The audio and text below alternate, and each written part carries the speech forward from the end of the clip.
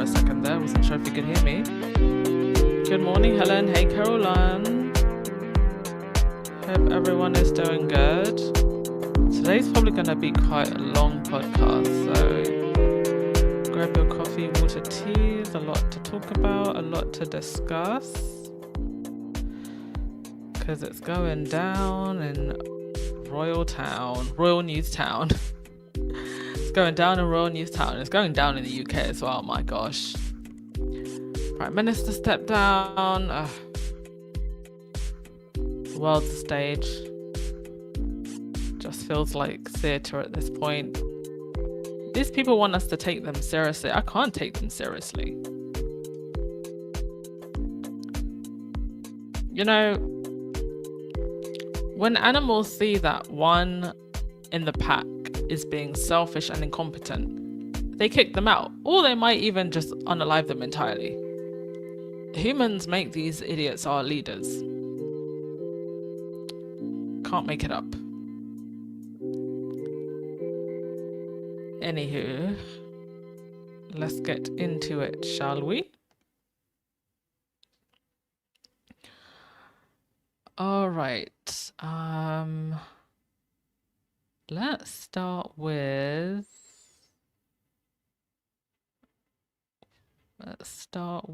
Oh, well, we can't start if has it even. Oh, here we go. Let's start with Meghan, and as ever, doing its thing as ever. New as ever email went out, and we're getting all these really nice branding pictures and images. This one, the art of summer grazing. I really love grazing tables. I think they make such a nice addition to a get-together. And they're also like a really easy and inexpensive way to put together a almost like a mini buffet for your guests. So in the as ever email, it said the best summer tables are often the simplest. A loaf of crusty bread, good cheese, fresh fruit from the market, something chilled to pour, a collection of little things guests can enjoy at their own pace. Loving it. And it's just a really nice way, the way they put the branding story with the items as well. So make sure that you're checking the As Ever website. Also, Vogue magazine, the Vogue magazine, decided to post Harry and, well, Meghan posted it, the picture of Harry for Father's Day. Did Kensington Palace, did they even have a Father's Day photo? I didn't even have a look. Let's have a look. Oh, hang on a sec. Did Kensington... I don't even know if it's under Kensington Palace or... No. It would be under Duke and Duchess of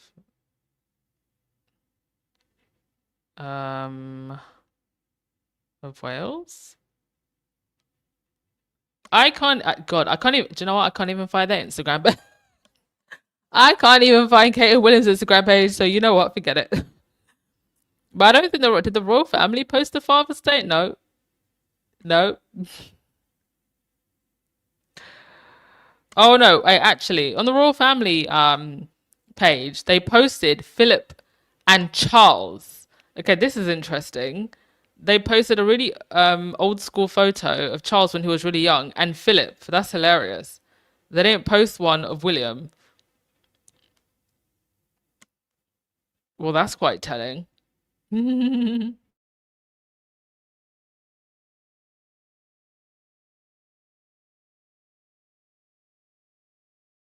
Oh yes, they posted a Father's Day picture. It was William and Charlotte. That was it.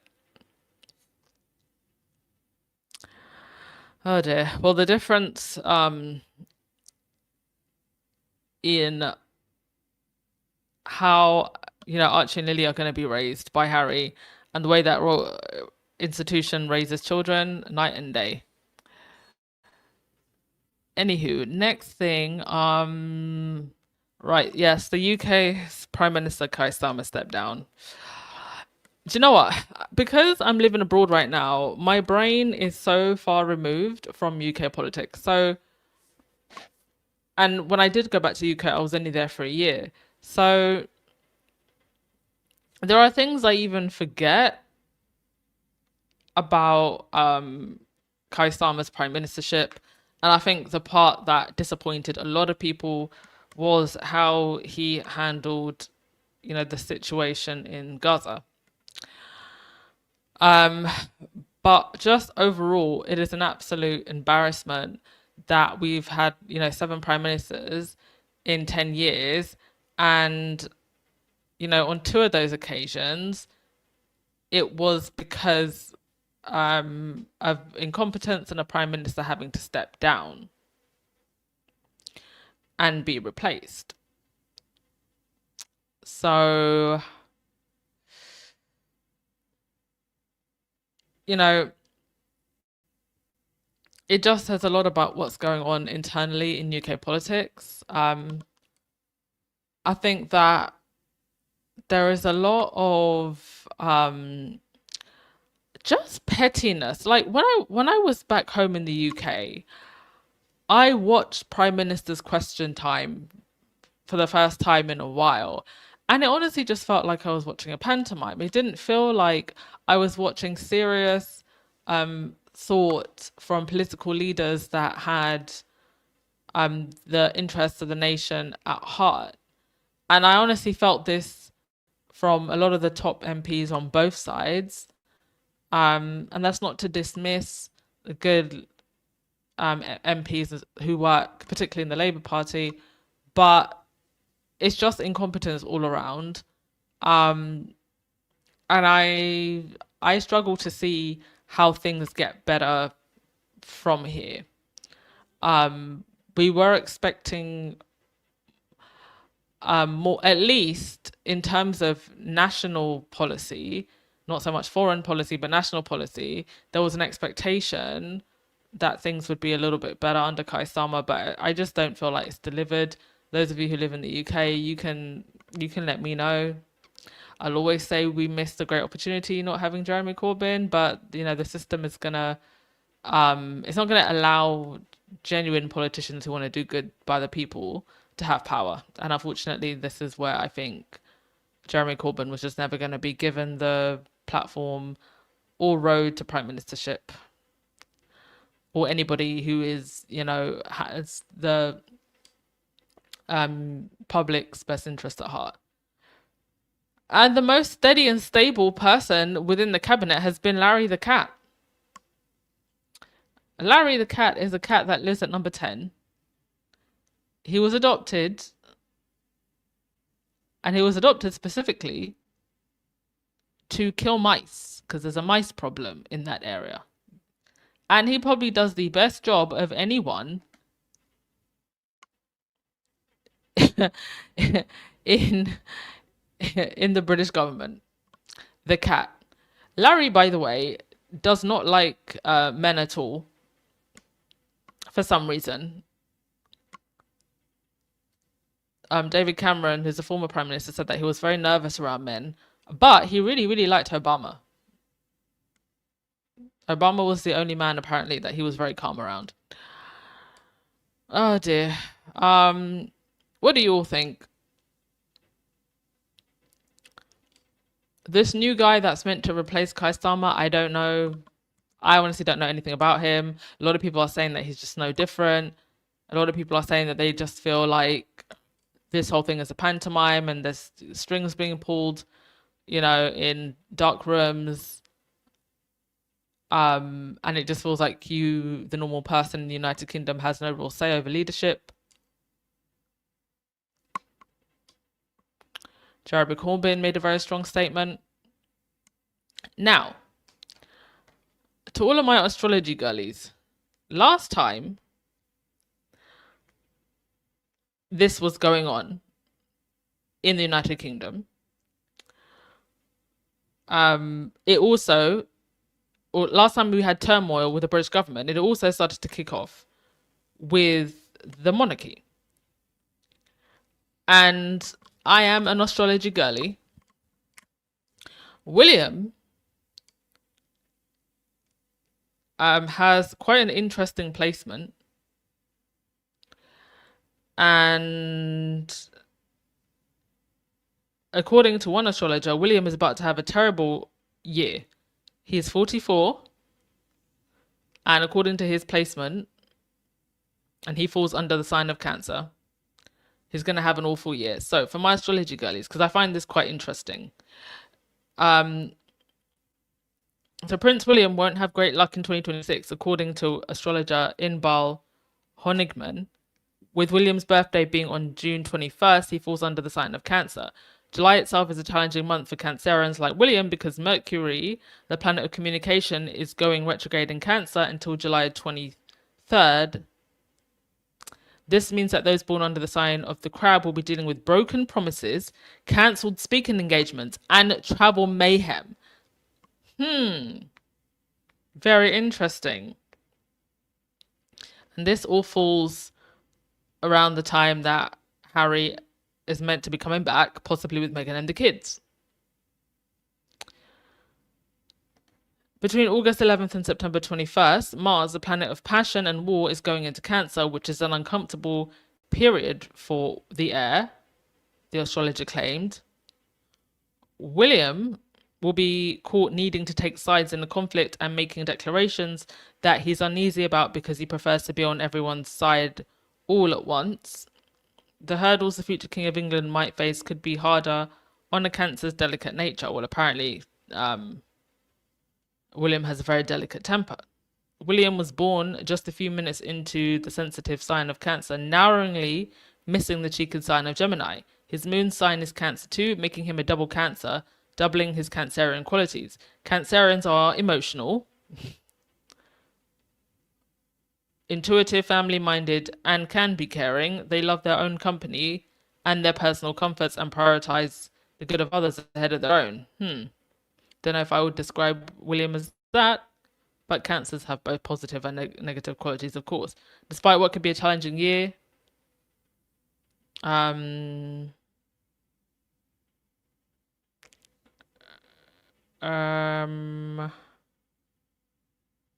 so given all the drama unfolding in July, it's very likely that William and Kate will completely disappear for several months of vacation this summer. I can see it happening. I think if Harry does bring Meghan and the kids, I think that's going to drive both of them absolutely over the edge. They will definitely disappear. And they will likely only briefly appear again in public to drop off Prince George at Eton. I honestly do think that the whole let's drop the royal kid off at private school on his first day charade that they do for royal kids, I think they should completely scrap that. But of course, I don't think they're going to have the self-awareness to do that. It was breaking news when it was announced that George was meant to go to Eton, and the reaction from people online was just like, oh, how lovely, a really rich kid going to private school. I don't think they're going to have the sorry, let me just get this on the screen.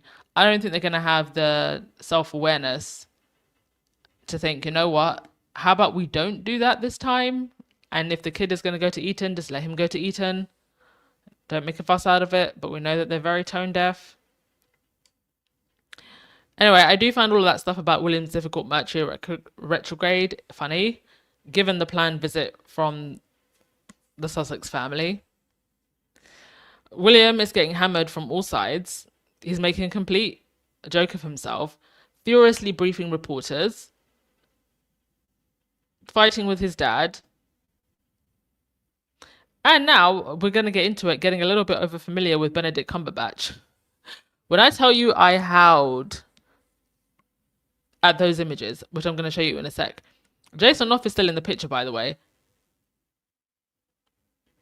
There he is. These photos were taken on the 23rd, Something to do with Earthworm.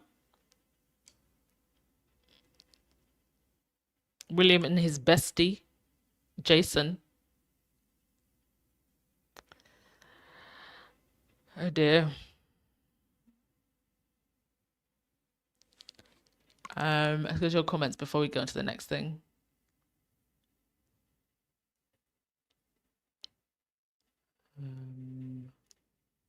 How are you lot handling the heat over in Europe?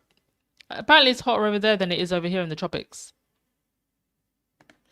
Helen, you said, and the 7 prime ministers, it all stems from not following the referendum and Brexit. Well, it's interesting you should mention that. Let me not forget, we just had the Brexit anniversary go past.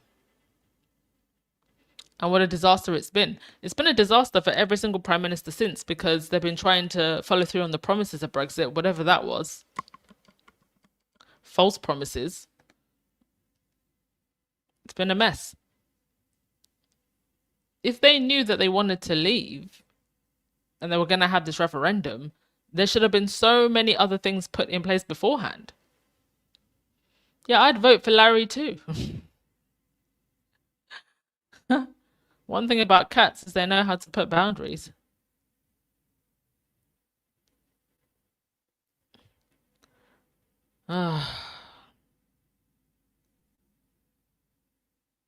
Helen, you said Andy Burnham has done a lot of good work when he was mayor for Manchester. Well, once upon a time, Kai Starmer had also done incredible work, particularly for victims of abuse, and then did a complete 360 and decided when he got into the prime ministership to bend to the establishment's way. And there's also been a lot of criticism about him because he was on the judiciary around the time of the whole Jimmy Savile scandal. Yes, William should learn how to lead, but honestly, I think he should have learned already, right, Sandra? He's in his 40s, going on to his 50s. Anyway, let's get on to this. This picture is absolutely killing me. First of all, William looks more happy with Benedict Cumberbatch. Wait, I don't think it's loading properly. He looks more happy with Benedict Cumberbatch than I've ever seen him happy with Kate more recently. And the pinky finger in the air is just killing me. Mind you, we're told constantly that it's not royal protocol for you to touch royals. But here's William looking so gleeful with Mr. Cumberbatch. So this from Celeb Bitchy. 11 years ago, Benedict Cumberbatch married a woman who looks like his blood relative, had 3 sons with her, and promptly turned into a full-blown royalist. Maybe Bendy had always been royal curious, but in recent years, he's been doing a lot too much with the Windsors. Bendy turned up at Windsor Castle for King Charles's big documentary premiere in January, and he's also chatted up Queen Camilla at various events, more times than I can count. Well, Bendy is now fully on Team Scooter King and was part of a business forum alongside a very handsy Prince William. Oh, now we're getting handsy. Now we're giving hugs. Emma Watson was also there, hugely disappointing. Emma Watson is someone that has, for the last decade, put herself front and center as a feminist activist. So showing up to get cozy with William and the royal family when they will not give us any clarity about Andrew's involvement with Jeffrey Epstein. I guess she wants herself an OBE or something. Anyway, they had this big event. And at the event, William, who uses helicopters like a taxi service, said that his Earthshot prize gave him optimism as helping to find solutions for environmental issues. Apparently, it helps him sleep at night. Oh, I'm so glad that helps him sleep at night in his castles. His castle, surrounded by 150 acres that he took from the public. But he wants to talk about the environment. he also said that there would be more sweaty nights figuring out what to do next after Earthshot wraps in 2030. Will Jason Knopf be there on those sweaty nights? What sweating is William doing? There's a whole Earthshot team that puts everything together. He shows up, gives a speech, takes pictures with the celebrities that are invited.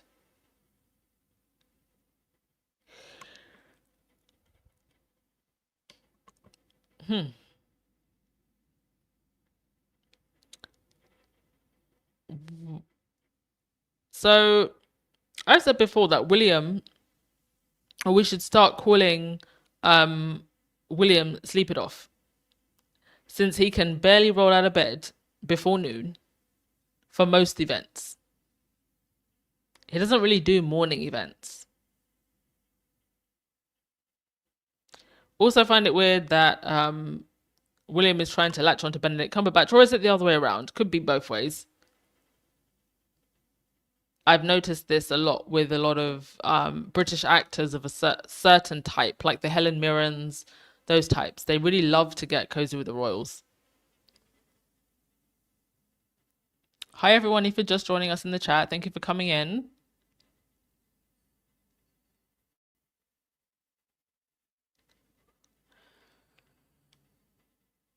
Sandra, Willie with an awful year, I'm here for it. I think that it's self-inflicted though also, right? I mean, it's not even us wishing William an awful year, it's self-inflicted. Freddie, you said, why are all Sussex Squad channels going with British Rags narrative? Has anyone heard anything from Meghan and Harry? All the trips were announced by their office we knew prior. It's not that we're already going with the British Rags narrative. I've said many, many times it's not confirmed or denied. I think the fact that it's not denied by the Sussex camp says that it's likely true that they are coming with the kids. Otherwise, or it could be that they're still not even sure and they're sort of trying to negotiate some type of assurances or something. It's not like, whether they're coming with the kids or not, it's not like it's the worst thing that the tabloids have ever said. So it's not so much that we're running with the narratives. We're also trying to figure out whether or not they're coming too, because if they did bring the kids, it would be nice. If they don't, then that's fine. Like we always say in these spaces, it's up to Harry and Meghan what they want. But if they did bring the kids, that would be nice, would it not?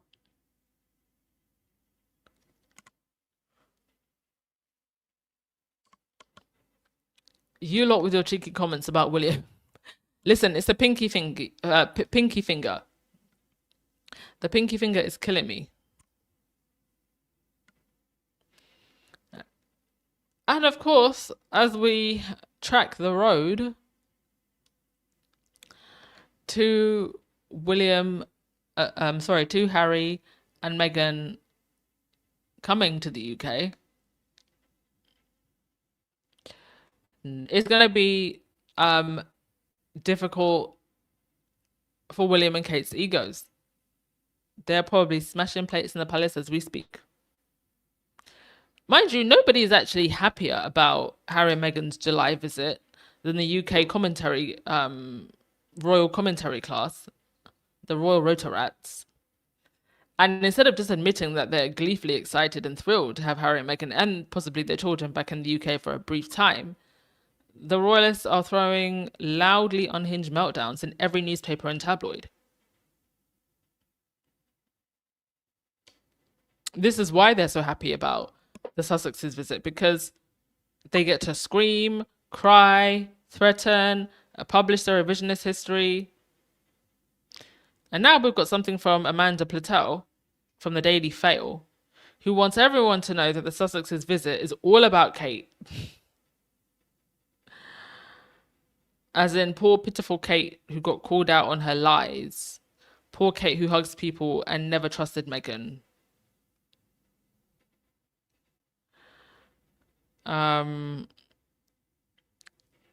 So this, a little bit from that article. She says that she's less concerned by the psychodrama between William and Charles and how must she feel about the homecoming of Meghan coming back to be embraced by Charles at the heart of the royal family. Well, we don't even know that. And again, that's definitely revisionist history from a Daily Fail writer, because let's not forget, when the Queen died, it was Charles that rang Harry and said that she can't come to Balmoral. Oh. Anyway, I'm not going to read any more of that because it's revisionist history. But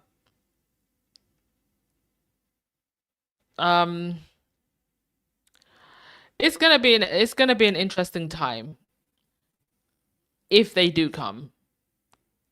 I'll probably end up doing 2 podcasts a day. I've been seriously thinking about doing 2 podcasts a day for some time if I could hack it, and I haven't been able to. But this might just push me.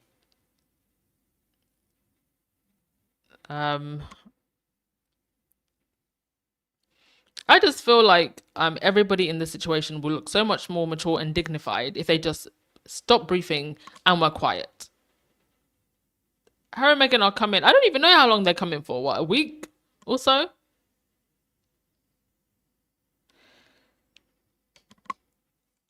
Dear oh dear, and all of this. And you know what? I'll laugh even more if Harry and Meghan decide to come back again next year with the kids. Give them a round 2 to be pissy again.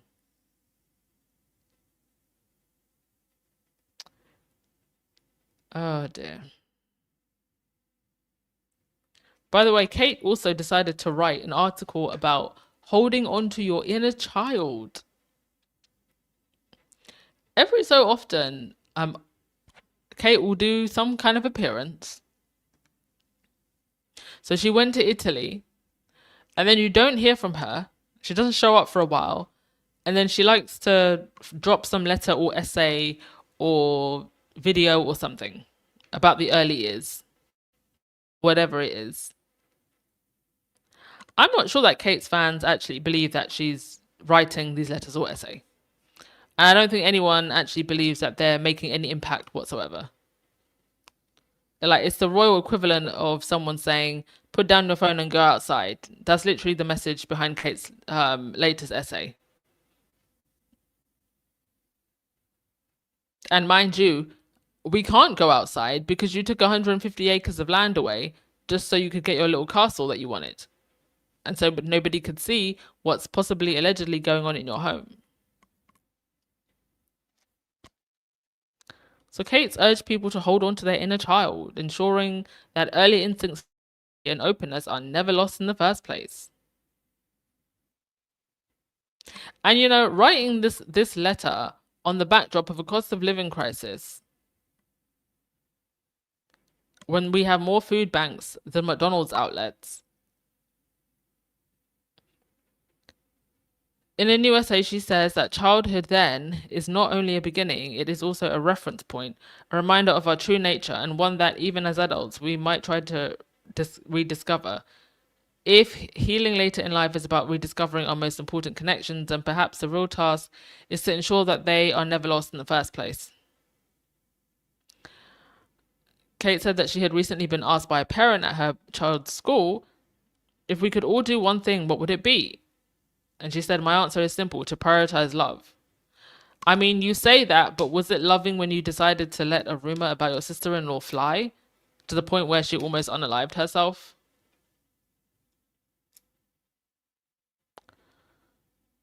I mean, I guess this was some kind of book report on her Italian trip.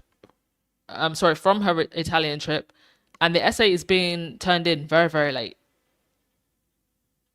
Like, I don't think anyone's going to disagree with the advice of keep your childlike wonder and put down the technology and try to connect with people the old-fashioned way.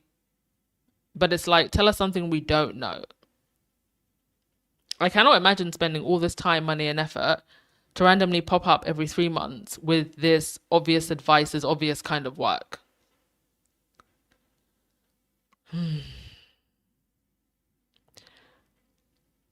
It's also so funny that Kate has reverse engineered her early years work. She wanted to have a big keen project where she could have, big girl business meetings and work on big girl childhood development causes, but she didn't want to actually learn anything or study or take real positions on any of these issues. She just wanted to wander around yammering about kids need to be outside. Literally, that's where we are. And that's what the whole thing is. A speech and an essay every now and again about kids' brains and that kids need to be outside. Well, they can't be outside, ma'am. Give them back the 150 acres worth of forest that you stole.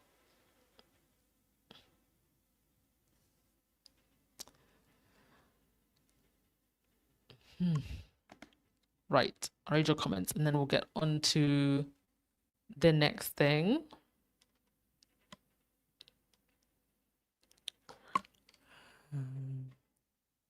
Sandra said that they know that the British people love Harry and Meghan, hence the attack. Yes. Whether they like it or not.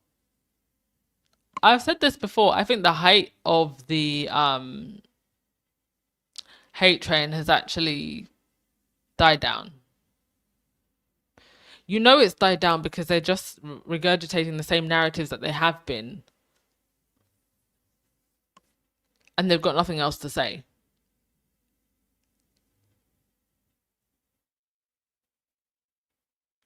Missy, we don't see her connecting with anyone. Respectfully, she barely even seems connected to herself these days, which is quite sad.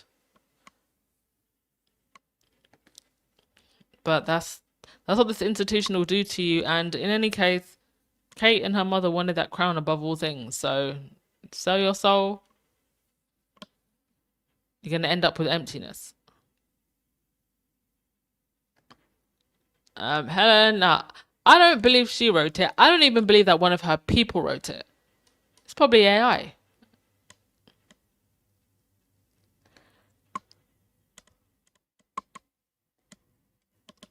Well, Andrew is still living a good life and still being protected. Personally, I think anyone that has anything to do with the royal family at this point, knowing full well that Andrew is still being protected, you're just as bad as the royal family. So the Benedict Cumberbatches, the Emma Watsons, anyone and everyone. So Andrew apparently slipped away on an all-expensive paid vacation to a French estate. Who paid for that?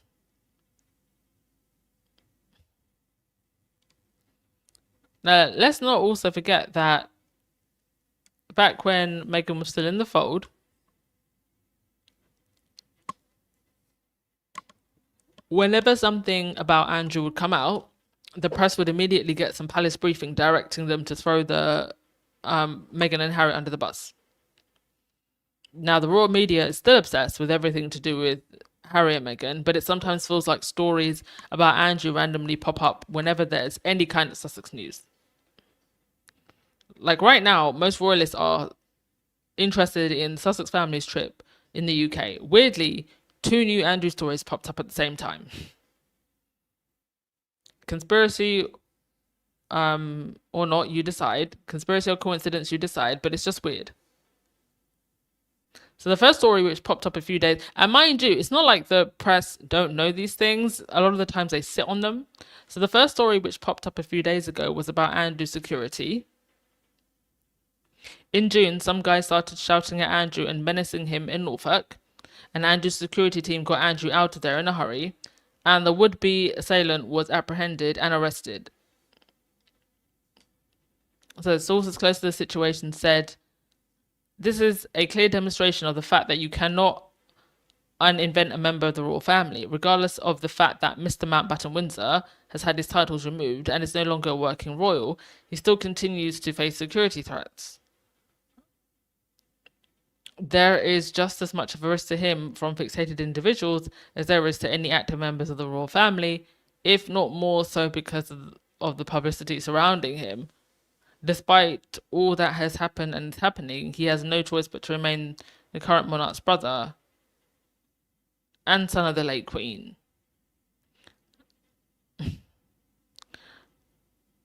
I mean, he's talking about the Epstein files. He's talking about all of the photos where he's doing creepy stuff to girls and women and toddlers.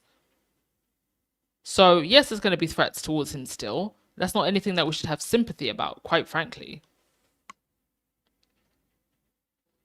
And the fact that they would protect him over Harry and Meghan, who've done nothing. And true to Andrew's self-centered, me so special ways, we know that Andrew isn't just going to sit around in his rent-free home in Norfolk. Now remember, Andrew was photographed with a massively bruised face earlier this month. Well, it turns out that he had just come back from a luxury vacation with an Arab billionaire. I wonder what happened on that vacation. What could have happened? Disgraced Andrew Mountbatten Windsor secretly sneaked away from his exile on the Sarandon estate for a luxury freebie holiday courtesy of an Arab billionaire, the Daily Mail can reveal. Or Daily Mail doing some journalism, finally. The former Duke of York enjoyed what has been described as a relaxing weekend break in rural Brittany as the VIP guest of a horse breeding tycoon from the UAE. He was invited by sportswear billionaire Mohammed A. Barker to stay at his acclaimed stud farm, set in a rural location close to St. Malo in North France. But intriguingly, it seems the trip may have ended in a serious mishap because just 72 hours after his return to his home in Norfolk, Andrew was photographed with a badly bruised face, meaning the mystery injury which caused it is likely to have occurred during his stay in France. Interesting. Did he get into a fight with someone? Was someone trying to fight him? Was someone trying to fight him off? It could be that he had fallen off a horse, but if he'd fell off the horse, well, the horse would have to have potentially stepped on his face for him to get a bruise like that now. I don't know if you could get a bruise like that, like specifically on the eye. Maybe on the side of your face, but on the eye? Suspicious. During his free trip, Andrew rode horses and played bulls in a historic courtyard and was lavishly entertained with meals prepared by a private chef. The undercover gateway is believed to have been at the suggestion and expense of his host. Andrew spent the 3 days at the Golf Tycoon's sprawling farm, MAB Stables, which is home to around 130 thoroughbreds and their various fowls. Mr. Baker, who uses the initial A as a business flourish, is a billionaire with extensive business and social contacts across the Middle East. I'm telling you, this is how Fergie's and the likes of these people get housed, funded, and live their best lives off of those royal titles. And remember, they're always accusing Harry and Meghan of using their royal titles for connections and business deals. But look at who they associate with. And think about the fact that this so-called billionaire and people like him. Well, sorry, folks. Give me a sec.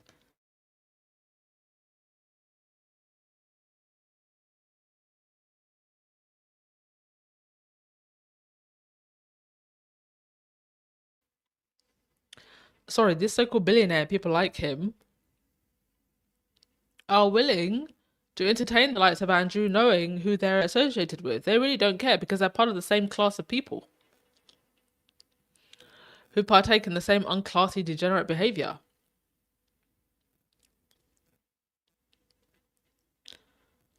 So somebody who stayed at the house, Mr. Desperez, who runs his own equestrian business, said that Prince Andrew was a guest of Mohammed Baker, but he refuses to discuss the trip further. But Daily Mail also spoke to a farm worker who had seen comings and goings and said the royal man came for a few days. He had a bodyguard with him, just one. Okay, so he's still getting security. Mohammed was in France for a few days and must have invited him to stay. It would have been a relaxing weekend. The horses rode together. Also, they rode horses together. There is a path straight from the farm to the beach, which is a couple of kilometers away. It's a very beautiful spot and very empty.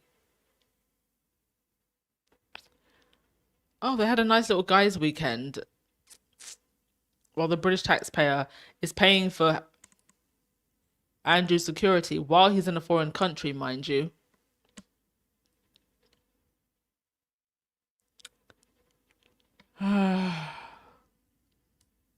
Anyway, what's crazy is that there's zero quid pro quo.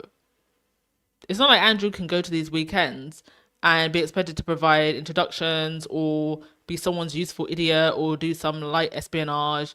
Andrew has nothing to offer anyone at this point. Yet wealthy weirdos still want to hang out with him. Birds of a feather, I suppose. That's when you know you are in the Free Chris friendship group. No one even wants anything from you. They just want to hang out with you despite your terrible personality and well-documented degeneracy. I wonder what caused that bruise. Having random billionaire weirdos inviting you for the weekend must be nice. Never being held accountable for anything must be nice.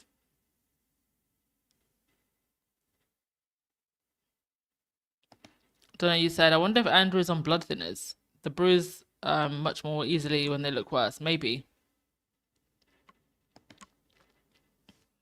Maybe these favors are the payback. Who knows?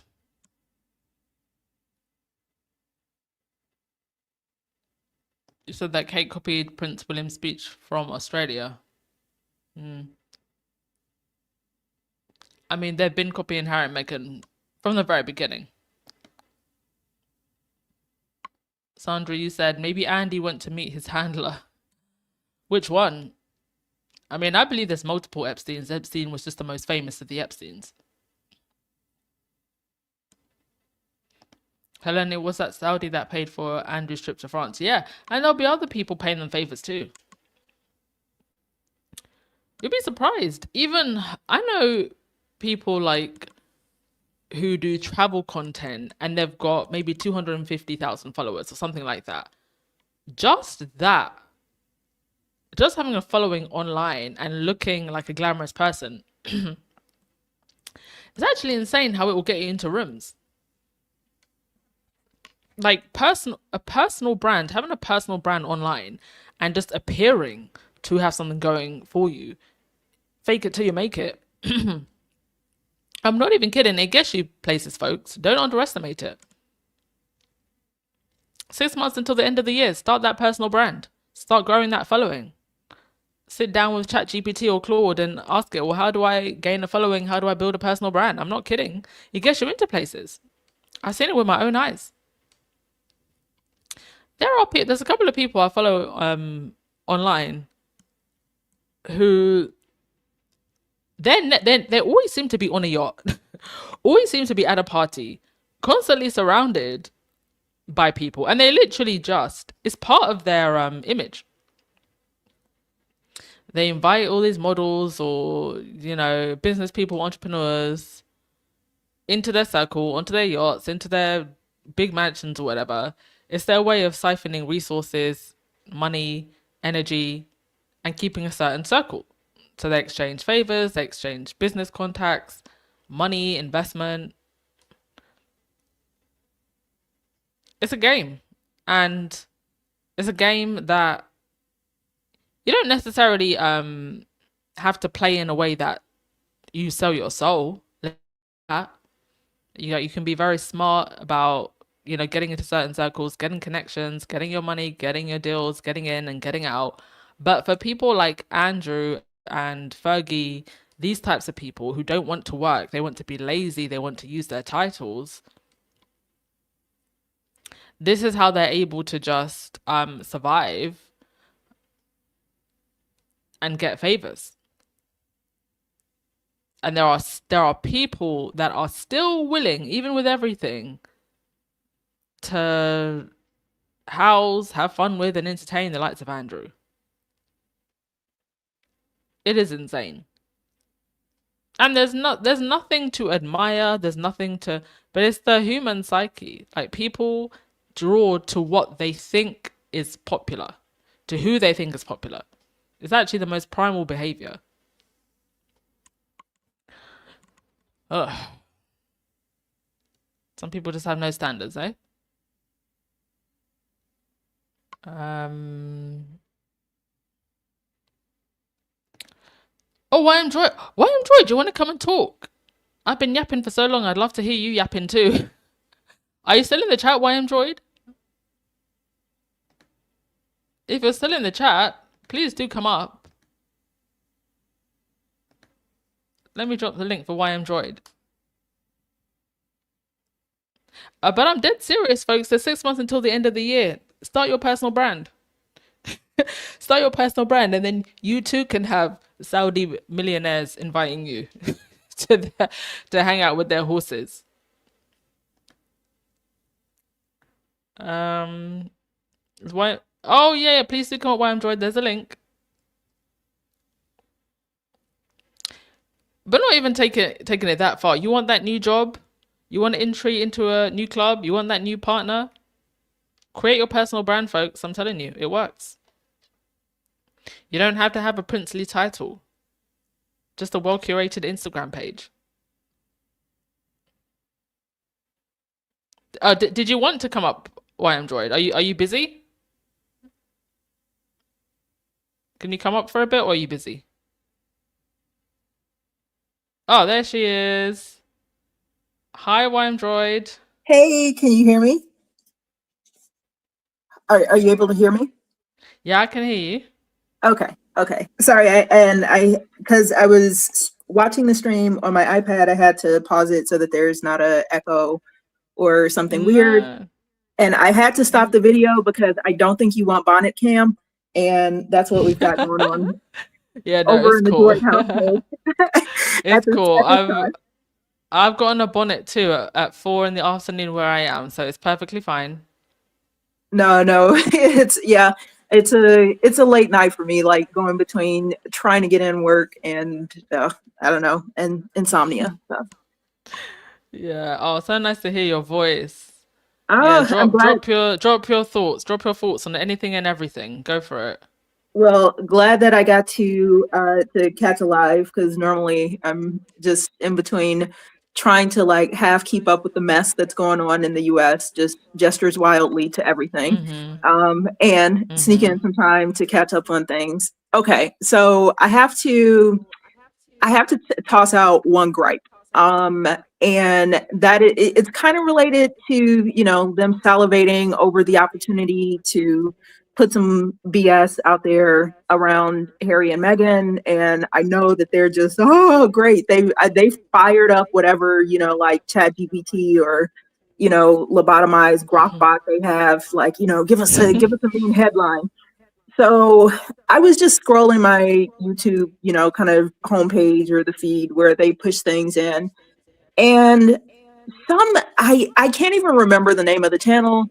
It's not important because obviously I did not click on it because I don't want that trash in my algorithm. But literally the thumbnail was of Meghan, the grapist, Norwegian, kind of, oh man, and that guy, I thought William had a punchable face, but anyway, the degenerate one who just got convicted and his mother, the known Epstein associate, all together in the same thumbnail that said some people just aren't cut out for royalty. And it frustrated me because it's the exact same vein, even if the characters change, that they try to, do by always putting Harry and Meghan into the story with Andrew. And I'm like, when is this going to stop with people who are who have clear patterns of degenerate, harmful behavior, and them just, tossing Meghan in there for the crime of being good at what she does, of being accomplished, of being frankly, like, better than most of the people that they've brought into the fold before her. Oh my goodness. I don't know if I remember to block that channel, but just seeing it, like, is so frustrating because it's like, are they ever going to stop?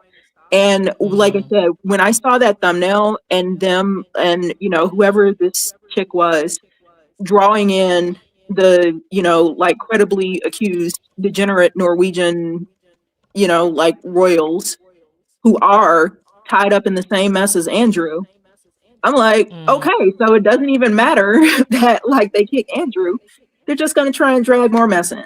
But I don't know. They say success is the best revenge, and Meghan is incredibly successful.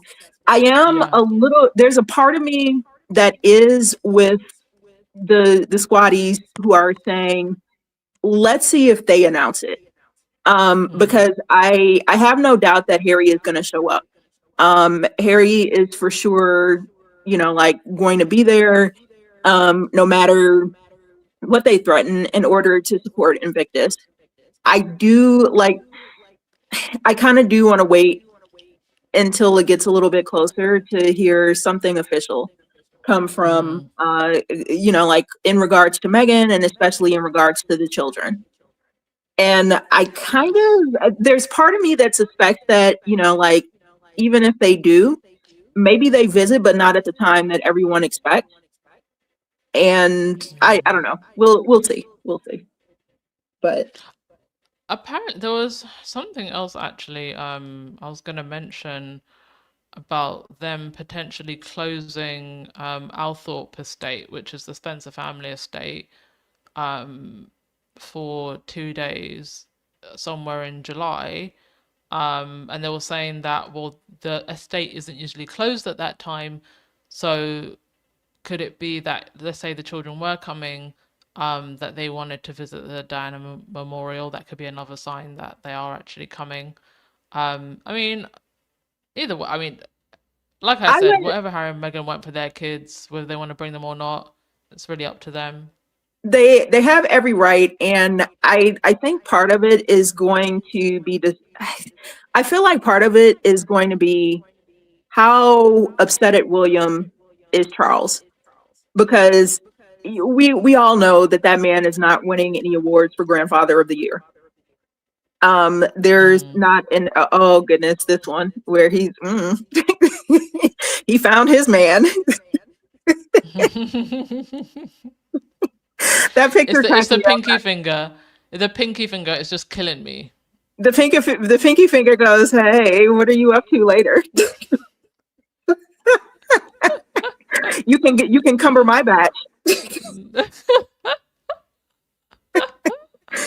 Okay, Willie, go and Oh get my your god. man, or as Baron likes to say, go and get your pulled pork sandwich. Yeah. Mhm. Mhm. Mhm. Mhm. Hey, sorry, Oh my that goodness. no. We are terrible. I am. I'm awful. It's late, so my filter is dropping. Oh my goodness, seeing him though, that's the happiest you've seen him look touching anybody in I don't know how long. I don't even know if he looked that happy when he was chasing after rose bushes. That's mm, okay. But and well, if you notice, for all of his public service, that is definitely where William seems to be the most happy when he's with the boys. So um, it is, and just as a reminder, it is Pride Month. Happy Pride Month to all of the LGBT squatties and people in their lives who are Oh no, I can hear celebrating. you. I can hear you now. I can hear you now. Sorry, you went out for a little bit. I don't know if that was just me. Oh no, I was just saying that this photo is a good reminder that it's Pride Month, and I was just wishing all of the Mm. LGBT squatties or people with LGBT loved ones in their lives a happy Pride Month. Considering Mhm. that last photo of William, not implying anything. Love who you want to love, and we love it for you. Exactly. Just goodness, don't put your long suffering, stuttering wife who can't form a sentence through the misery. But I suppose if she's in a lavender marriage, she already knows that. Mhm. Ah, goodness. This, this guy and but I know whatever is being leaked. Like I said, I really think it is going to be determined by how upset Charles is, or how much Charles wants to stick it to William. Because if he really, really wants to get at him, then he's going to bring in the one son who does do work and make some type of effort at appearing like perhaps he has some paternal instinct or some paternal care. Yeah, I mean, I think that if the Sussex kids did come, it wouldn't surprise me if we saw a picture of Charles and the kids because it would look good on Charles despite No, everything. there is no way that he would. There's no way that he would greenlight them bringing the children if he didn't get a photo op. It is, of course, like I said, I doubt. I highly, highly doubt it's coming from any place of sincerity. I mean, like when is the last time that we saw Charles with the Cambridge kids? I don't even think that man likes kids. Just like, frankly, considering how Harry told us he was as a father, I think he's one of those people who just really does not like children. Um, so whatever is going on there, it would 100% be to make Charles look like he's trying to make peace in his last days. Look at, like how wonderful a grandfather he is. And they'll find some way to spin it to make it Meghan's fault that he didn't meet them earlier or didn't see them earlier. But no, it 100% is going to be a publicity stunt to make himself look better, to make himself look more responsible. And like I said, I think to stick it to William. I did see a while back, like where they tallied up the number of, and I'm putting this in very heavy quotation marks, work events that William did compared to Charles, compared to everyone else. And I know that, like, I think Kate was even further down than William was in terms of being willing to go outside. The kids should be able to go outside. Why don't you take yourself outside? Because based on the work tally, it doesn't seem you've been outside in a while. Yeah, like you never outside. Exactly. You have to be dragged outside, and it's usually when Harry and Meghan are outside. Exactly. Right. Miss let's all go outside. Okay. I mean, like I guess Italy counts when you were running away from babies and photo ops that were practically set up for you to try to look like kind of might have some appeal to anybody, at least to children that you claim to, want to do so much for. I, like, not buying it. But yeah, so Miss Outside, who doesn't want to go outside herself, I don't know, like even with those, what is it, like 100 acres or something that they cordoned off in order to build their ninth forever home. But in spite of all of that land, I highly doubt that Kate has been outside beyond her, once again, in heavy quotation marks, work events in the past, just like over the past year anyway. So yeah, that's rich coming from Miss Inside, telling people to go outside. It's like, okay, let's start with And you. exactly. And another thing I wanted to ask you about, and I put this out on Twitter. Um, what is William actually expecting to achieve from this constant briefing? Because first and foremost, the briefing goes out to the British tabloids. It doesn't really go beyond the UK, mind you. So aside from, I guess, people that are very hooked on UK tabloid royal news, I'm just trying to understand what William thinks he's going to achieve because other than looking petty, to people who can see past all of this, but it just kind of seems like William doesn't want to acknowledge that he's completely lost control. He can't control anything that the Sussexes do. All he seems to do is scream and yell through the tabloids.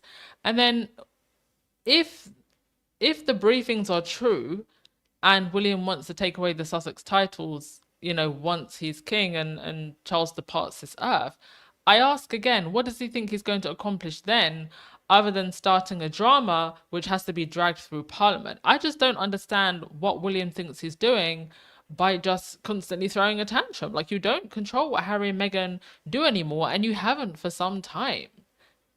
well, and they've both largely. I mean, like, well, Prince Harry will always be a prince, the same as as much as they like to pretend that he's not. Andrew is always going to be a prince by birth. So Mm. really, like I want to say it's symbolic more than anything with them stripping him of titles. But whatever, that's why I say I really feel like a large part of this is going to come down to basically Charles throwing his weight around in order to, I don't know if it's to punish William, but to try to get him into line. I have a feeling that he's tried to get him to be I don't want to say personable, but like at least perform as somebody who could be personable, or perform as like as somebody who could be considered a future king. I really feel like Charles is, if it came down to it, I feel like Charles is more disappointed in William than he is in Harry, because Right. Charles wrote his own biography where he trashed his parents. He's, like kind of gone through these various things. We all know that he did what he wanted when it came to marrying the person that, or horse that he loved, and dragging her out of the stable and onto the throne. So at the end of the day, I really, really do think that even if he doesn't like it, there's some part of him that admires Harry, and him Yeah. being willing to say, deuces, okay, if that's how it's going to be, I'll make it on my own. And then to actually go forth and make it on his own, or make it without their support. And like you said, William, the only thing that he can do is continue the briefing and all of this stuff. Okay, not a direct parallel, but I'm going to get slightly political here for a second. And I'm going to talk a little bit in code so that there's no flags raised. Go The on. the skirmish in Persia that's going on right now. The US is getting walloped, and there's a lot of people here who are kind of like, good, because we shouldn't be over there in the first place. And the land of milk and honey, like shouldn't have been doing half the stuff that they've been doing to, like to push it this far. One of the reasons that the US is not doing well is because they're fighting a 1980s style war where it's blow everything up, blow everything up, blow everything up. And Atrocity. Persia is attacking the land of milk and honey with cheaper drones that have taken out $1 million, like systems, disabled all of these things. So for the, like for all of the might of, oh, we've got the most money to spend on the most advanced, like kind of weaponry and all of this stuff. And Persia steps in with these, like these little drones that don't cost as much to make, and wipes out all of these things that take months and sometimes years to produce, and really like levels things, like to a point that they weren't prepared for. Bringing this back to William and Harry, I feel like William is still stuck in that, like it's the only thing that he knows. The only thing that he knows how to do is to brief Just throw it. Yeah. and just be like this cowardly thing where he's fighting this 1980s, 1990s style press war against Harry, who didn't want a war with him, but it's like, okay, well, if you want it, then let's do it. It's one sided. And I really see Harry as, the one who has more modern tactics, or who is at least keeping up with the times, and saying, okay, that's not going to be as effective.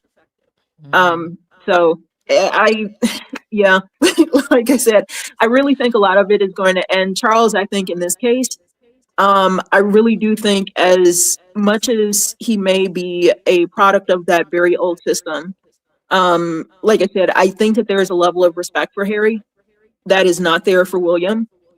He's never going to, I don't think he's going to put anything out there, because he knows that he's not going to change the system, and that William will be the next king.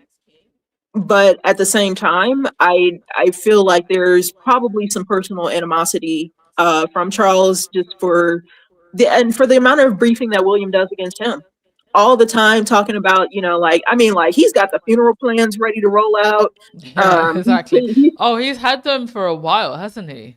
Oh my goodness, like there's so many briefings where I'm measuring the grapes for when, like this palace is mine. And he is I don't know how long they had a period of mourning for Elizabeth, but I can tell you William is just gonna be like, give me the crown. As soon as they drop Charles into the wine cellar to chill with his mama, man, William is gonna be like, where's the crown? This man has no chill. He has no strategy, and no accomplishments to speak of. Again, not to give him too much credit, but at least Charles had the Prince's trust. Like there were some activities that he did as Prince of Wales, like environmental, and you can argue about like whether they were effective or not, but he made an effort. There is documented evidence, or something to show for him making something of an effort. Harry, Mm-hmm. can point to Invictus. Before that, even though I really feel like Sophie was a Trojan horse sent by the palace, but pre Hammerhead, when they with Sentabale, like they're Mm. actively, like doing good to raise funds for things. There are initiatives that Harry can clearly point to where he's involved, where he's made a difference. What has William done? Nothing. Right. What Mm-hmm. can he point to as his legacy, like, just even now as Prince of Wales, aside from being able to knock back a pint in the, like in the pub, and, and get very excited to see certain British actors? What, like seriously, what exactly can Say he that point he's to? done. Yeah, Yeah. as having accomplished. And I really, really feel like like I said, I think that there's something in that where Harry at least having something to point to that he accomplished. Mm-hmm. I don't want to say he's proud, but I will say like, like I think maybe he admires it or gives Harry a bit more credit for actually doing something worthwhile. Meanwhile, I mean, like I don't get me wrong, I'm sure Williams like solution for homelessness and the Middle East crisis is just around the corner. If there's anybody who's going to solve homelessness, and fix the Middle East, I'm sure it's William. Heavy Yeah, but sarcasm. we're still waiting on that. We're still waiting on that, and for him to fix the environment as well. I mean, some pretty tough issues that William is taking on. That's right, because earthworm. He can point to that and say, he can point to that picture where he went into some place with some wading pants and looked very, I don't know, happy to be wading in the very shallow waters. I still don't even know what When that he was about. was, and there was a thing recently. I haven't got the video, but I saw people sharing it around where he's he's done a photo op next to like an eco bus, only to get into his motorcade, which is full of multiple Range Rovers. It's just like you can't be serious. Well, don't worry. I'm sure that the motorcade was just taking him to his helicopter. So, you know, I don't think they were in there for long. Don't worry, they didn't burn up that much gas. Now the helicopter, listen, that's what I'm talking about. He can't even perform as a person Yeah, who gets it. The way yeah, that Charles could. Like I said, Charles, yeah. for all of his many, many, many, many character flaws and deficits, at least had some times where he could perform as a statesman. He could perform as, some leader, or, bring something to the royals beyond being like, spoiled, overpaid, uh, colonial holdovers that have a questionable existence. Like, he at least can perform. as that. You know, he made some level of effort that is just that's just not there. For William and for Kate as And yet, well. yes, Helen, I saw your chat. I was being incredibly sarcastic when I spoke about William solving homelessness and the Middle East crisis. This man can't solve, you know, a covert trip to Turkey for some hair plugs. So I know that there is no way that he's solving homelessness or anything else. Absolutely not. I mean, he can barely solve his family issues. I But you know, it's like we've always said when it comes to the royals, like so much of it is just window dressing and being seen, and they never really graduated from that whole concept of, you know, I think the Queen used to say, "To be seen is to be believed," but we don't. We're no longer in an era of just believing what we see. I mean, you can't even believe what you see with your own eyes now thanks to AI, but people actually want you to stand for something. The problem is that they're stuck between a rock and a hard place, because as a royal, if you stand for something, you can't actually stand for something without being somewhat political, if not very right. political, in this day and age. So it's like they've put themselves in a mess because they're trying to evolve very quickly when they've had all this the time that they could have slowly evolved and perhaps slowly introduced a new version of the royal family. That time is actually now gone. And the other problem is that being political and being outspoken, it alienates the traditional audience of the royal family that don't want the royal family to be political or involved in any kind of progressive issues. So, where do they go from here? I don't really know what they do or where they go, or I do can they tell hang you on? Sorry, I just I wanted can to tell say, you who knows. do they hang on to their traditional audience? Do they try to go forward to a more progressive audience that, quite frankly, sick of them? I don't know.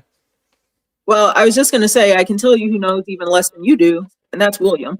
And obviously the people around him, which is why we still have these 1990s style briefings as his only tactic. If he were, I mean, if he were smart, he would at least lean into something like the BAFTAs, and we see with that last ceremony how that turned out. You know, he can't even solve for a dignified BAFTA ceremony, but ugh, anyway, um,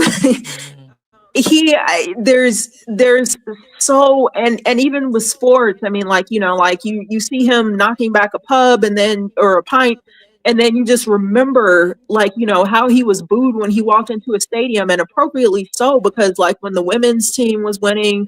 He couldn't be bothered, you know, like to do more than some video message, but he can, you know, get into his helicopter to go to the pub to slap butts with the boys. You know, like that's what I'm saying. He's terrible, terrible at the performance he's terrible at performing as someone who gets it or someone who's involved, like even with the things that are, I'm going to say, like, you know, probably on the less political side of things that you can get to. He's just like, you know, he's so bad, even at that. Mm. It's oh man, I like I said, he's got even less of a clue about how to change things around. I mean, it didn't. We can definitely look at it and say, well, how did that work for you? To Charles's idea of a slim down monarchy, and you know now he's got the Ozempic monarchy that he wanted. Um, but The it's you know GLP-1 monarchy. pretty much.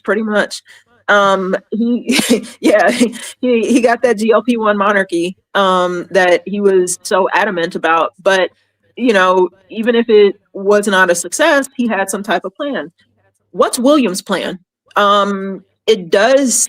I'll give him, and honestly, I don't know how much of the credit goes to him and how much of it goes to Kate.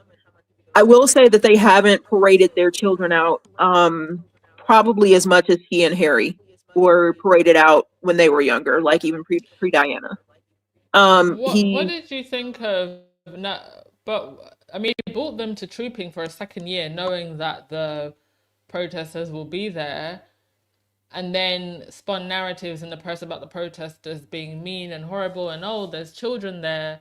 But the protesters have the right to protest, and you should have been smart enough to not have the kids in the carriages. So they do still use the kids when it suits them.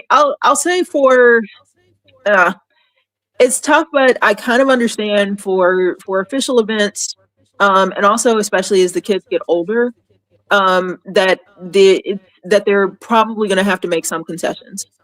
Especially since they don't actually, neither of their parents actually does anything worthwhile.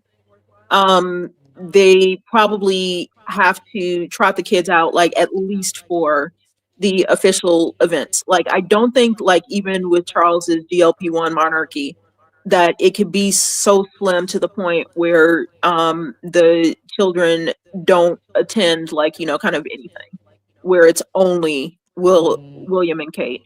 So Yeah. for that, I understand. What I'm thinking of more is, like probably some of the photo op type things where, you get some of those intentional leaks and briefs or whatever, kind of pushing, photos of the kids, just doing normal kid stuff out there. Not that I've been looking for it, but I don't ever recall, um, the kids, like kind of on school runs or, like or any Yeah. interactions or anything Yeah. like that. So No, that's there's why I been a say, lot less of that. yeah, no. So to some extent, like I said, I will credit him as a parent for who knows, like I said, between the 10 different forever homes that they have, like who knows how involved he actually is. But between him and Kate, I will give them credit for at least kind of not making spectacles of the kids, or not substituting them or pushing them out when they want to get like kind of attention off of themselves. Do I think that it requires like 210 vacation days every year in order to do that? No. you know but Of I course like I not. said, I will give them credit for at least like the children's profile I feel is probably about as low as it can be, Yeah. for the family that they were born into. So I do give him Yeah. credit for that. But otherwise, I like I said, it just like it seems like his plan is just to fade into the background, um, collect the money and hope that no one notices, and maybe like like say that as king, I don't know, like his working days are going to be expanded or going to be reduced even further as he takes care of important business over Zoom, or I don't know. Who knows what he's up to? But whatever it is, like I said, there's no plan on his side. I really truly believe Yeah. that there is absolutely no plan in place from William. Do you think he's incompetent enough to actually try and strip Harry and Meghan of their titles? Because this is something else I've been briefing about a lot. I feel that he could try. I don't think that like I it would open up such a can of worms, especially with Andrew, where there's credible evidence of some reason to try to do that. Regardless of if he does it, Prince Harry is always going to be a prince by blood. Yeah. So regardless of whatever he tries to strip him of, it won't matter to how successful Harry is, to his accomplishments. You can take away all of the chocolate medals and honorary titles that you want. You can't take away the work that Harry has done over decades, in working Yes. with Invictus and working with Well Child, where like where he's been such an integral part of all of the things that they do. And with Meghan, obviously not just her lifestyle company, and her acting career, but even the work that she's done, where he's still in touch with some of the families from Uvalde, from that school Oh shooting. yes. Yeah. Yeah. She's still, like where she's connected to the moms community, and the children's hospitals, and all of these things. I if they want to take the title away, I mean, listen, Megan's a Nigerian princess, so you know she could still We be, she we could just got go. titles. exactly. She could say, "Well, okay, I'm Princess Meghan of Nigeria. Thank you, because all of the kings of the Nigerian tribes told me I was. So you strip whatever you want to. Like I've got titles on titles, and you can keep Exactly. yours on Salt Island, and do with them what you will. No, I feel like he's stupid enough to try. The question is going to be if there are enough people around him who are stupid enough to give in Mm-hmm. and to actually try to push it forward. And I know that the UK is facing their own political challenges with this Tommy Robinson person, and Oh some yeah. others. Um, I you know Well, like I far think right leaning. Yeah. yeah, yeah. If those people, I don't know, if unfortunately the UK decides to repeat the mistake that the US did in some way, then I won't say that it's impossible that he finds some people who are stupid enough and mean enough and racist enough to try it. But I don't know.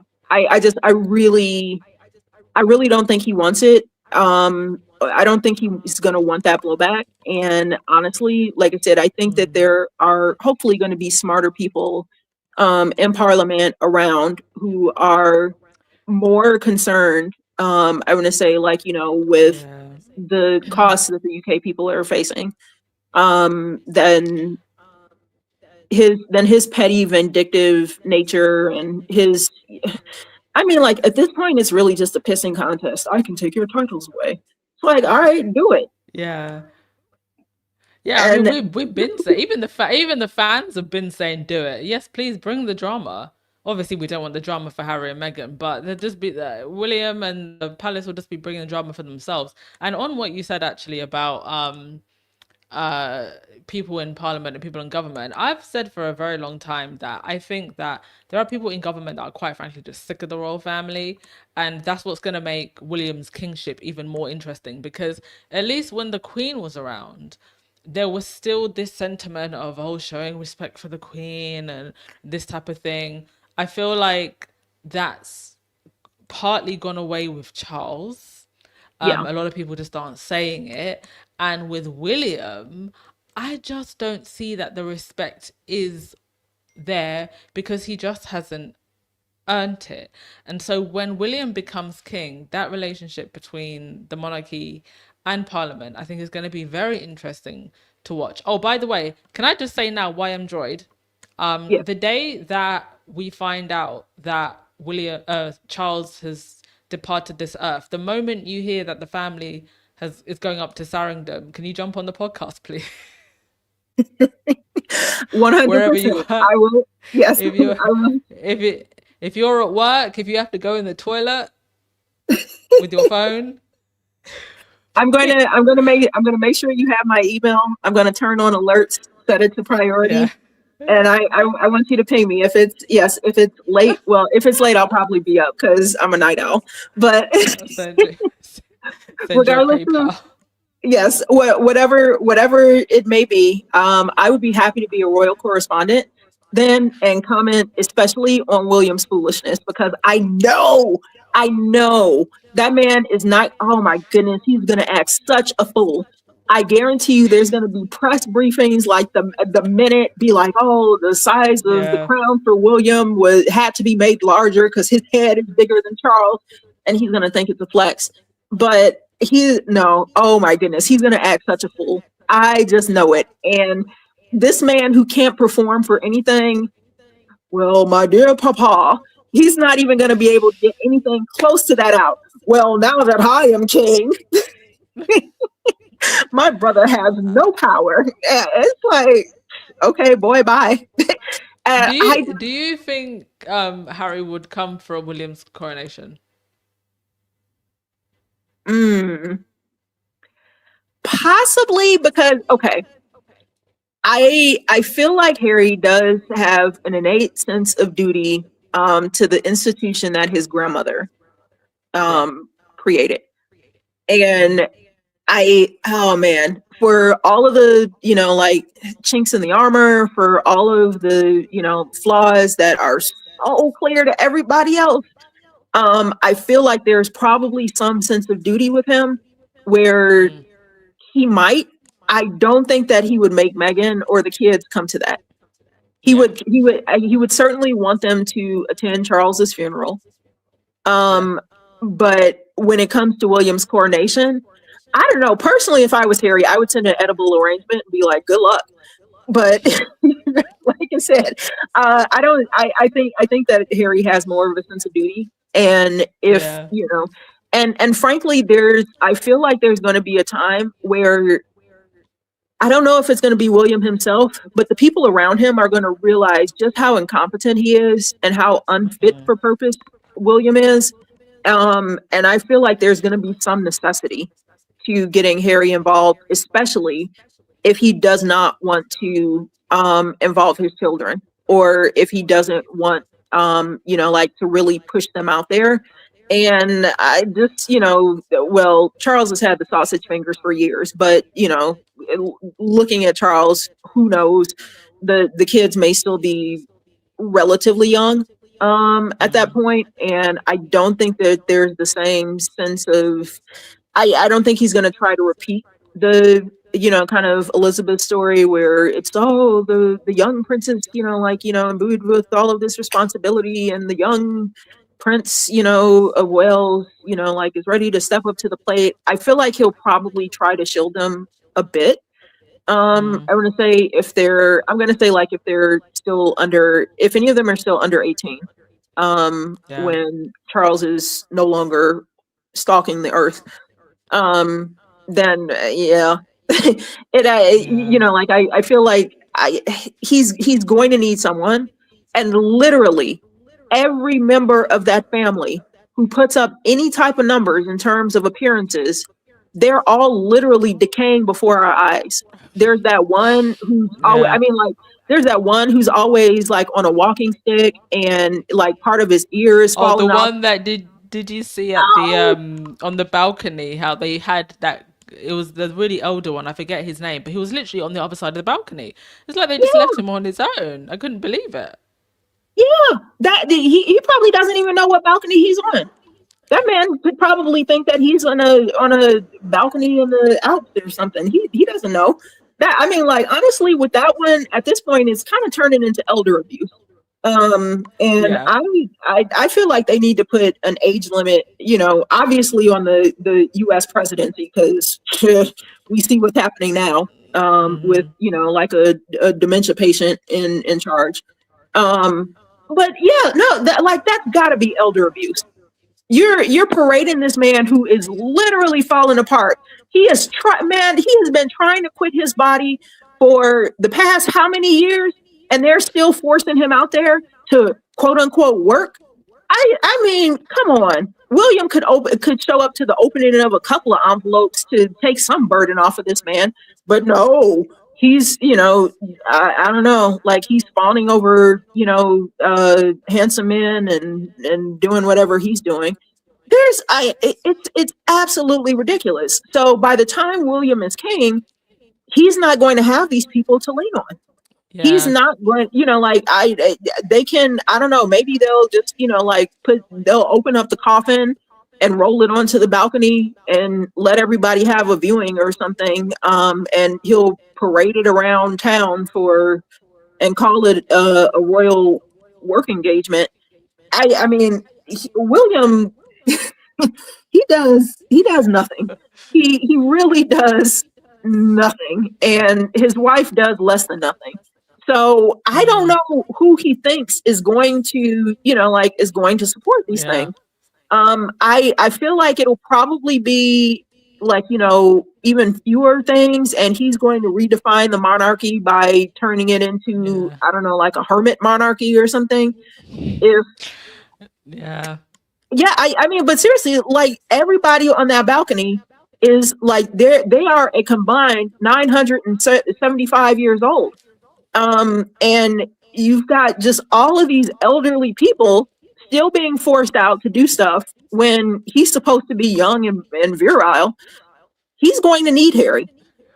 And And he's lost Harry, they can't I mean, not that Beatrice and Eugenie were doing much or adding any value anyway. I mean, none of them really add any value, but Beatrice and Eugenie were the two younger ones. So then you've got Sophie and Edward, and then yeah, I think the only two barely recognizable ones are Sophie and Edward, barely, and Anne.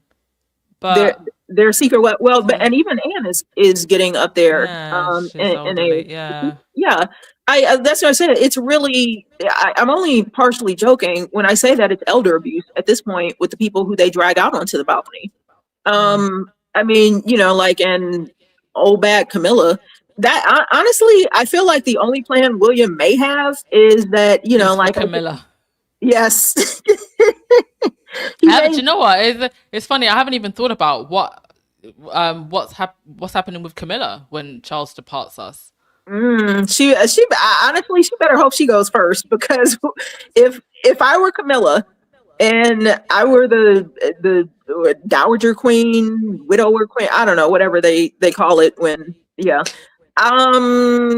Everything that Charles set up for her, if William goes about, like stripping titles and basically going against what his grandmother did, not respecting, kind of previous monarchs, it would be nothing for him to not respect his father and whatever he set up Mm.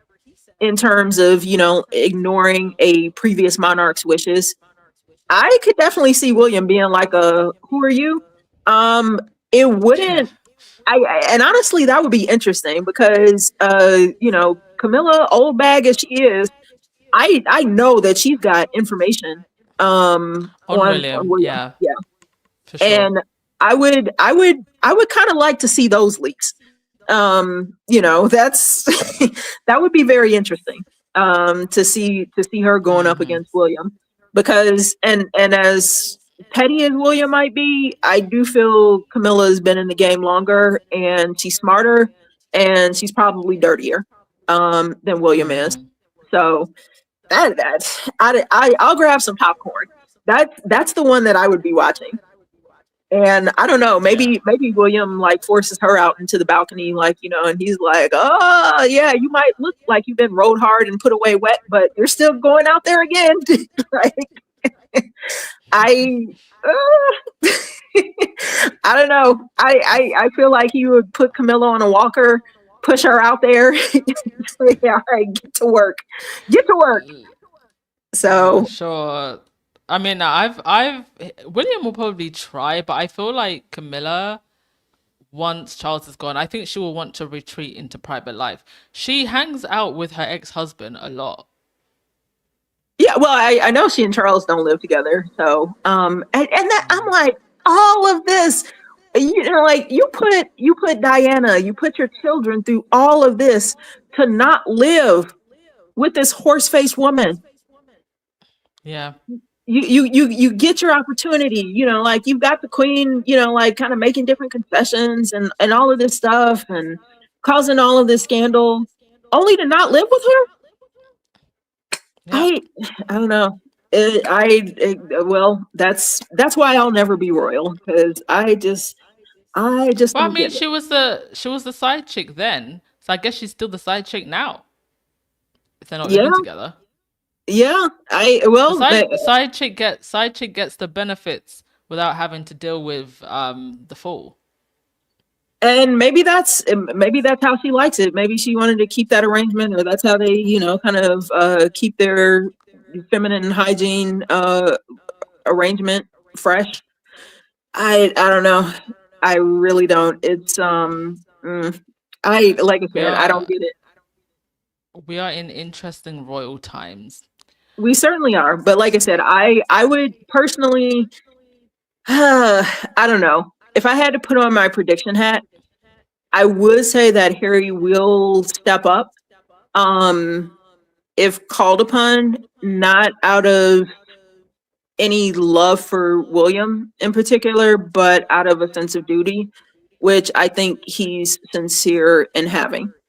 It's not Mm, performative for him, so I feel like like he would step up if needed. And mm, with William, we mm. can already see that, yeah, Harry may be needed. Yeah. He's probably the one, young-ish or at least under 65 royal, who has a track record of actually being able to put things together, of actually being able to coordinate things, of actually being able to lead, of actually, being able to, and I'm sure some of it is performance as well, but to actually step into that role. Like I said, with Charles, like, who knows if he really even cares about the environment as much as they report on, but he at least, like, had the intelligence to pick a cause, to build some type of Stick to it. exactly, some type of narrative around it, and to perform in that way. Harry, I don't question his sincerity. I think that he cares about the cause, genuinely cares about the causes that he's involved in. But like I said, you cannot say that for anything that William is doing. It's obvious, No. like you said, when he gets when he gets off the eco bus to go to his motorcade to take him to his helicopter, that man does not give a flying fig about the environment. So he does not care. William does not care one bit about environmental footprints or anything along those lines. So no, No. there's All just right. Yeah.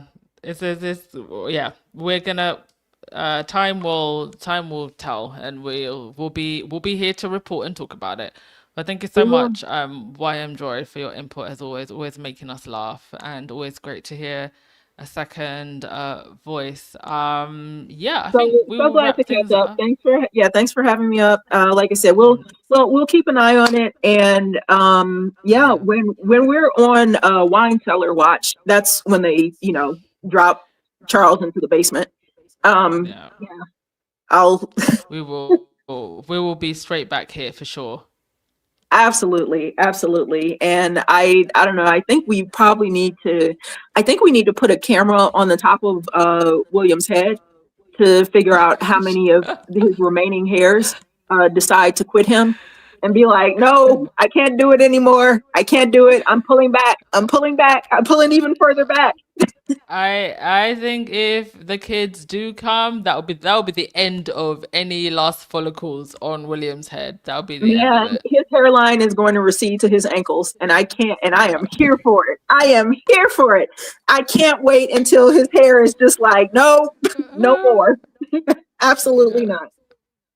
That will be the best. But thank you so much, and I will Yeah. let you go. I'm going to straighten my bonnet and probably try to get some sleep.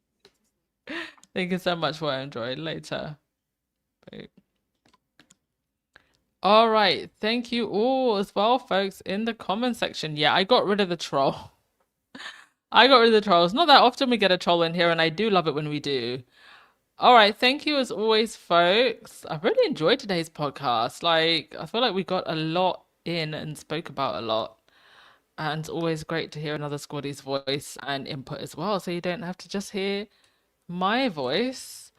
Um, yeah, I think we will wrap things up there. Enjoy the rest of your day. It is Thursday, which means tomorrow's Friday, which means it's always almost the weekend. Can't wait. And almost the end of the month. Wow. The year has zoomed past. All right. See you later, folks. Ciao.